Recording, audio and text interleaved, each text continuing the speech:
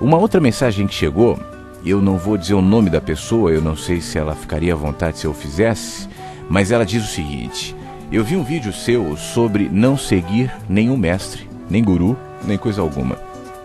Eu concordo contigo, mas eu te pergunto, como é que eu faço então para conseguir internalizar conceitos que possam modificar a minha vida? Meditação é suficiente? Na verdade, eu estou seguindo você, né? Eu tenho 55 anos, terminei a faculdade em 2007, trabalhei na profissão apenas 3 anos. Estou dona de casa, mas eu nunca quis isso. Meu filho de 32 anos desenvolveu esquizofrenia aos 20. Meu marido não é o pai, portanto eu preciso, mas não sei por que não consigo implementar nada para ganhar dinheiro. Estou na busca de autoconhecimento e mudança. Faço exercício de meditação há quase 1 ano e aquieto a minha mente apenas alguns segundos. Pensamentos e sentimentos positivos e tal. Se puder me dizer alguma coisa, eu te agradeço muito. Saúde e bem-estar a você, é o que diz a nossa amiga aqui. E eu agradeço. Deixa eu começar ali no início da sua mensagem. E talvez o que eu vá dizer a você tenha a ver com muitas coisas que eu já disse até agora aqui no programa de hoje. Mas eu quero dedicar isso a você e ao seu caso aqui. Então vamos lá, você fala sobre o vídeo que me viu, falando sobre não seguir mestres, gurus e tal. Por que eu digo isso? Deixa eu pegar aqui, ó. No livro Menino que Anseia pelo Céu, que é o meu livro novo, no prefácio do livro, eu escrevi um texto falando sobre céu, e a gente pode projetar isso na figura de um mestre ou de um guru. E isso para ilustrar o que eu quero explicar. Eu digo o seguinte, eu vou ler só uma parte aqui. O céu não é um lugar. O espaço que levita sobre nossas cabeças é uma representação de algo maior, selvagem, imenso, para caber em qualquer coisa. Agora eu incluo aqui, inclusive de um mestre. Mas vamos lá. Desde os tempos mais remotos, homens e mulheres olham para cima e suspiram, ansiando, sabe-se lá pelo quê, talvez à espera de que as respostas para os dilemas cotidianos venham de anjos, de espíritos, de extraterrestres, de mestres, de deuses. Representantes do céu, seres alados onipotentes que nos espiam em nossas agonias e um dia, quem sabe, compadecerão. Então, nosso céu diminui, passa a caber no espaço de nossas crenças, deixa de ser selvagem porque foi domesticado por uma espécie de esperança presunçosa, insegura, projetada não mais no infinito, mas atrofiada conforme o tamanho dos nossos medos. Os medos modelam as crenças, formatam os passos, limitam os céus. O que eu quero dizer com isso, minha querida, aqui? Todos são mestres, né? Tudo fala, tudo ensina. Agora há pouco eu estava falando muito isso aqui no nosso programa. Não é identificar o que fala, não é discernir onde há mestre. Há mestre em todos os lugares e tudo fala.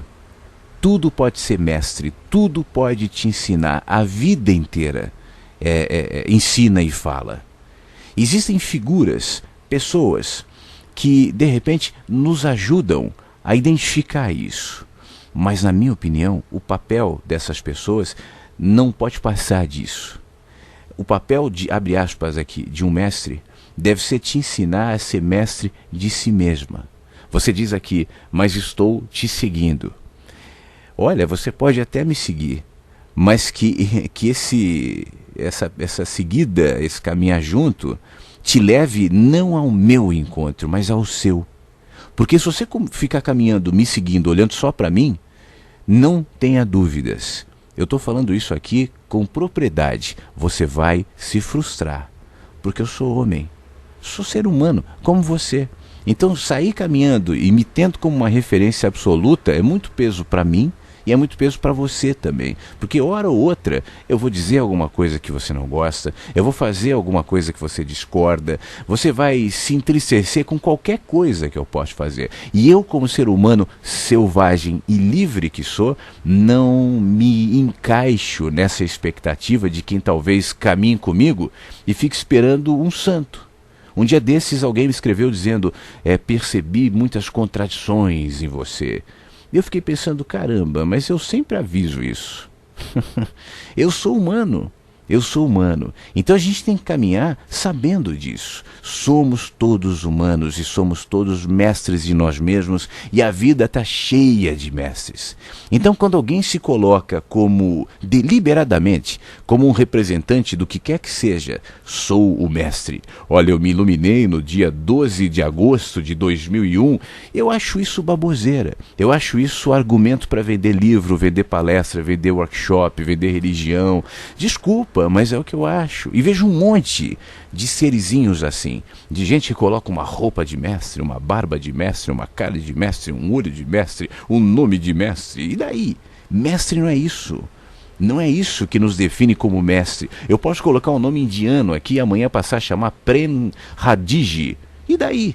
O que isso traz em relação de consciência? Eu posso deixar de usar as roupas que eu uso e passar a botar umas batas. E daí? O que isso muda em relação à consciência? Nada. Nada. Mestres, minha querida, estão na vida. Mestres são os que não sabem que são. Porque aí eu volto para o meu texto. Esses não diminuem o céu em nós mesmos. Aí é que está. O céu é infinito. A vida é infinita. Os ensinamentos são ilimitados. O conhecimento não termina. Nunca. Então quando eu pego alguém ou algo, ou o que quer que seja, uma ideologia, uma religião, uma pessoa, e digo esse aqui é o mestre fulano, e o que ele disser eu concordo, e é verdade, eu me diminuo ao tamanho daquele homenzinho, daquela religião, daquela filosofia. Mas a vida é muito mais do que isso. Então tem que estar atento para os sinais, para as subliminaridades dos mestres formigas, dos mestres insetos, dos mestres humanos também, de tudo que fala. Você entende? Quem compreende esse tipo de coisa não consegue, minha querida, não consegue, não dá para se encaixar nessas caixinhas, não dá. Eu conheço muita gente querida, eu conheço muita gente boa, eu conheço muita gente bem intencionada, eu conheço muita gente que fala coisas legais, muita gente que me chama ou me convida e diga, olha, vem aqui, venha participar disso ou daquilo, venha se envolver com isso ou aquilo, e eu não consigo. Nunca consegui, nunca. Eu nunca, mesmo nos meus tempos assim mais, digamos, enquadrados num pensamento específico tal, nunca. Eu me lembro quando eu tinha 16 anos, eu trabalhava numa rádio que tinha uma proposta mais religiosa, era a minha primeira rádio, e o líder ali dizia assim, esse cara é muito rebelde, eu me lembro disso, é muito rebelde. Porque não dá, eu sou selvagem, eu não sou rebelde, eu sou selvagem, a vida é selvagem, os mares são selvagens. Tente enquadrar o mar para você ver o que vai acontecer, tente enquadrar o céu para você ver o que vai acontecer, tente capturar a natureza e veja o que acontece. Selvagens não aceitam as caixas. Então esse é o primeiro ponto. Não é uma questão pessoal com fulano ou ciclano. Às vezes as pessoas não me entendem. Eu percebo que esse meu comentário muitas vezes gera muitas antipatias. Tem muita gente que vem falar comigo, às vezes com muita educação, com muita sutileza, muito cuidado, dizendo, Flávio, você não acha que você tem que ser mais tolerante com isso, com aquilo? Porque há tantos mestres iluminados, veja o fulano, veja o ciclano. E eu digo, olha, fulano e ciclano podem ter as suas qualidades, como todos têm, mas eu, pessoalmente, não elegeria nenhum e ninguém como mestre. Isso não quer dizer que eu sou melhor ou pior que ninguém. Não é isso, não se trata disso. Isso aqui não é um discurso de arrogância. Não preciso de ninguém e de autossuficiência. Muito pelo contrário, eu preciso sim. Eu tenho mestres, mas os meus mestres são os que não sabem quem são. Os meus mestres são falhos, os meus mestres são imperfeitos, os meus mestres são contraditórios, os meus mestres são limitados, os meus mestres eu concordo ou discordo. Esses são meus mestres, não porque sabem mais ou menos, não porque são iluminados ou o que quer que seja, não porque foram para a Índia e sonharam com gurus levitando dizendo você é um mestre, não é por isso. Meus mestres são mestres porque são humanos, porque eu acho que é a humanidade que nos projeta na dimensão da espiritualidade e não os nossos discursinhos. É a humanidade que inclui os meus defeitos e as minhas contradições. Isso tem a ver com a vida. Mestres, gente, mestres animais, mestres abstratos, mestre natureza, para que eu entenda então o caminho de volta para casa. Mestre de mim mesmo. Então esse é o primeiro ponto. Aí você fala, meditação é suficiente? Poxa, depende. do que você chama de meditação. E aí, você repara como tudo está conectado, né? Eu comecei esse papo contigo aqui lendo o texto do prefácio do meu livro novo. E eu digo mais ou menos isso, né? Que o céu diminui, o céu é um espaço ilimitado, o céu é uma dimensão, o céu é infinito. Mas ele diminui do tamanho dos nossos medos e crenças. A gente fica olhando para o céu esperando seres alados que se compadecerão e nos salvarão. Então o céu fica do tamanho do meu medo, da minha cultura, das minhas crenças, dos meus limites. Seria melhor se enxergássemos o céu como uma dimensão, um espaço ilimitado, selvagem, infinito. Esse é um ponto. Então, assim como a gente faz com o céu, ou com os mestres, como agora há pouco eu falei, a gente faz com as coisas da vida. Então, por exemplo, meditação se transformou num ritual. O que é meditação? Bom, meditação é o seguinte. Outro dia eu tenho um livro muito legal, um debate entre o Frei Beto e o Marcelo Gleiser. Fé e ciência, se não me engano. E esse é o tema do papo entre eles, e muito bom, tanto o Frei Beto quanto o Marcelo Gleiser, dentro dos seus mundos. O Marcelo é ateu, o Frei Beto é católico, mas são homens abertos, são humanos, e os dois, é muito legal isso, os dois se coincidem, os dois se entendem, os dois, ainda que usem linguagens diferentes, percebem que estão falando a mesma coisa. Agora, esse livro é intermediado por um homem que eu não me lembro o nome agora, não vem ao caso, muito esotérico, muito místico, que se autotitula como médium, não sei o quê. E aí você vê nesse papo 2 homens livres e um preso. Esse tal místico, médium tal, não consegue se desprender. E aí fica, por exemplo, eu estou falando isso porque tem a ver com isso que eu ia falar da meditação. O Frei Beto e o Gleiser falando sobre como meditam. O Marcelo disse, olha, eu medito no mar, na água, eu paro ali e fico vendo os peixes e pego os peixes com a rede, não é pescar, ele fica ali, é uma meditação. E o Frei Beto também falando algo semelhante, livre, natureza e tal. E aí esse homem que está intermediando, pelo menos essa era a proposta, intermediar o diálogo, eu acho que ele se mete muito mais do que intermedia, desculpa.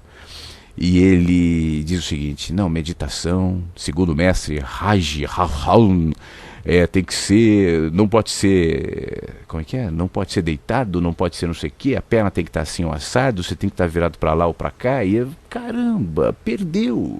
E a gente vai muito nisso, e isso vai se projetando em vários diálogos lá. E para mim fica um exemplo muito claro de como a gente se encaixa nessas caixinhas. Minha querida, meditação, o que é meditação para você? Você diz assim, cadê aqui?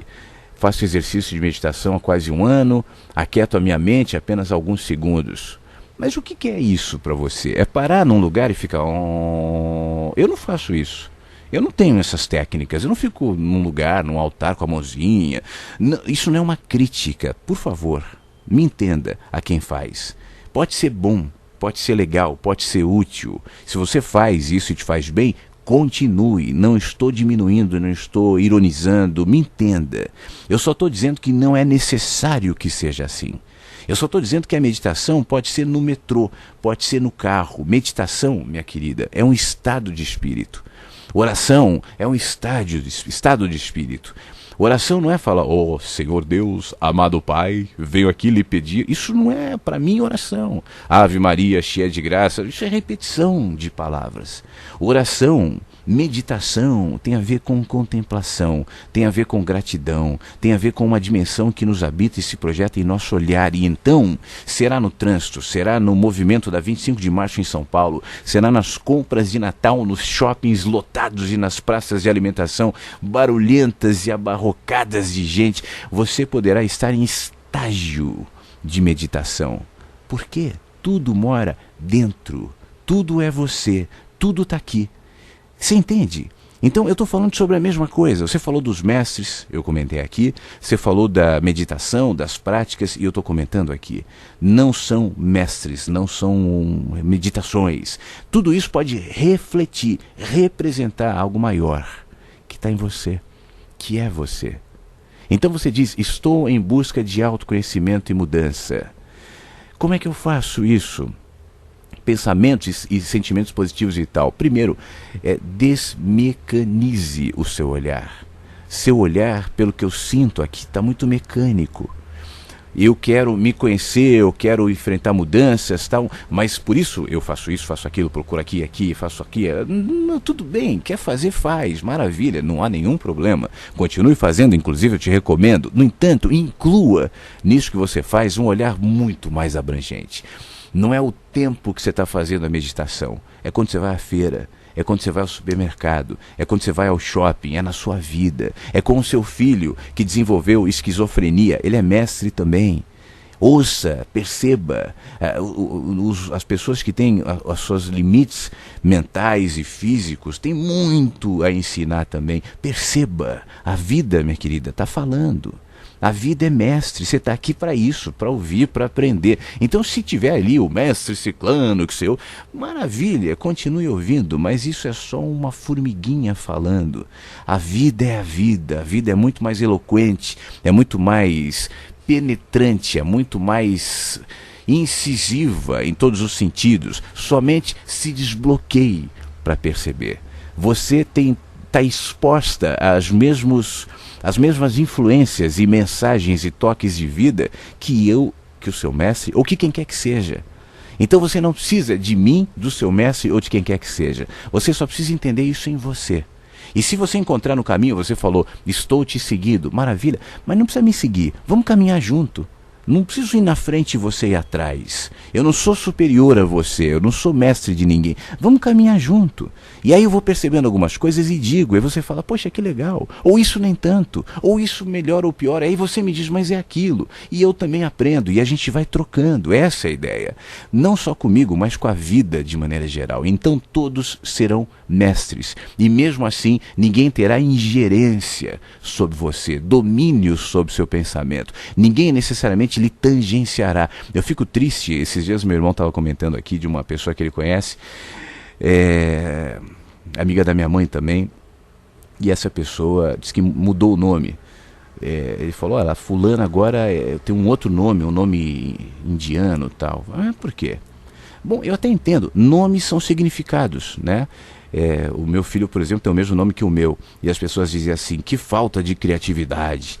E aí eu respondia, bom, mas se a questão é criatividade, eu vou botar uma agência de publicidade para dar o nome do meu filho. Nome é significado, né? Então, tudo bem, eu entendo. Alguém fala, mudarei meu nome. O que eu não entendo, o que eu não curto, é quando a pessoa diz assim, como foi esse caso. Meu nome foi dado pelo meu paizinho. Quem é seu paizinho? Meu mestre fulano. Que mestre fulano vai mudar meu nome? Para quê? Mas isso vai legitimar, é um poder, é um domínio, é uma ingerência, uma dominação sutil. Em amor, namastê, seu nome agora será Flor de Azul. Por quê? Que revoltado, Flávio. Tudo bem, talvez seja um pouco mesmo. Mas olha, não se fixe nisso, não se apegue nisso. A vida toda está te falando, a vida toda está te abraçando. O seu filho, com os limites e com a doença que desenvolveu, tem mensagens para você, seu marido, sua vida, tudo. O trabalho que você faz, o que você gosta e o que você não gosta. Só se pacifica nisso e entenda e ouça os mestres da vida, os sons da vida, os carinhos da vida, os abraços da vida que estão em toda parte. Só falta você ver. Um beijo, fique bem. Eu toco só mais uma música e volto com mais alguns comentários para a gente se despedir aqui no programa de hoje. Continue aqui no Mensagens que Chegam pela Manhã.